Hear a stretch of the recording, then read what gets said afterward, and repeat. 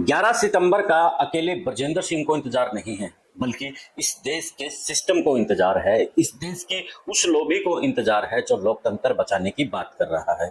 ये जो इंसाफ की लड़ाई बताई जा रही है, वो उचाना से लेकर के पूरे देश में इसका कहीं ना कहीं जलवा बिखेरेगा। याद है सरपंच को लेकर के जब सुप्रीम कोर्ट में पासा ही पलट दिया, मोहित नाम के सरपंच ने जब सुप्रीम कोर्ट से न्याय की गुहार लगाई तो उसे न्याय मिला, और उसका एक मैसेज देश पर, यानी कि सरपंच का चुनाव का पूरे देश में मैसेज गया था। खबरें चली थी, इंटरनेशनल लेवल पर खबरें चली थी कि किस तरीके से जो ईवीएम मशीन है उसमें घालमेल हो सकता है, वोटिंग मशीन में किस तरह का खेल हो सकता है। तो वही खेल अब उचाना की धरती से हो सकता है, हरियाणा की धरती से हो सकता है। अगर ब्रजेंद्र सिंह यहाँ पर चुनाव जीत जाते हैं और ये जो मशीन के द्वारा पता लग जाता है कि क्या खेल हुआ है क्या नहीं हुआ, तो इसका असर भारत की राजनीति पर पड़ने वाला है। तो कैसे पड़ेगा, इसी पर आज की चर्चा रहेगी। उससे पहले आप भी कमेंट करके बताइए कि क्या लगता है कि उचाना की धरती से ये न्याय का युद्ध, देश का युद्ध बन जाएगा या नहीं। कमेंट करके बताना। चैनल को फॉलो शेयर सब्सक्राइब भी कर लेना।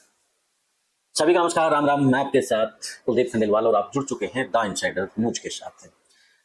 उचाना के लेकर के इस वक्त धड़कनें तेज हैं, बीजेपी की भी और कांग्रेस की भी और आम लोगों की भी, और खास तौर पर देवेंद्र अत्री जो कि विधायक हैं और जो विधायक बनने की चाह रख रहे हैं ब्रजेंद्र सिंह, और उसके साथ में उचाना के लोगों की धड़कन इस वक्त तेज है।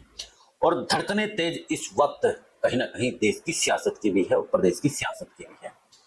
होता क्या है कि 2024 के चुनाव में जब विधानसभा के चुनाव थे तो जो पासा था वो महज 32 वोटों से पलट जाता है और बीजेपी का विधायक वहां से चुनाव जीत जाता है। वाद विवाद होते हैं, चौधरी वीरेंद्र सिंह भी जो काउंटिंग स्थल था वहां पहुंचते हैं और ब्रजेंद्र सिंह भी पहुंचते हैं और प्रदेश में एक हल्ला होता है, और उसके बाद मामला कोर्ट तक जाता है। कोर्ट में लगातार इस बात को लेकर के सुनवाई होती है और फैसला 11 सितंबर को सुनाने की बात होती है।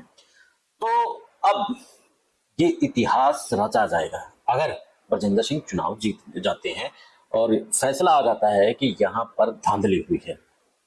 यानी कि हरियाणा से ये एक शंखनाद होगा कि लोकतंत्र की हत्या करने के लिए बीजेपी ने किस तरीके से हथकंडे अपनाए हैं और किस तरीके से चुनाव जीते गए हैं।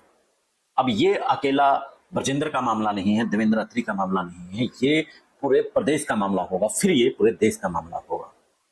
तो 11 सितंबर को एक इतिहास रचा जाएगा नहीं रचा जाएगा ये तो समय बताएगा, लेकिन हाल फिलहाल लोगों की धड़कन तेज है।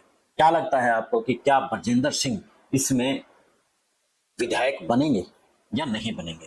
कमेंट करके जरूर बताना साथियों। चैनल को फॉलो शेयर और सब्सक्राइब कर लेना। मिलते हैं एक नए मुद्दे के नए विश्लेषण के साथ। जय हिंद, जय भारत, जय हरियाणा।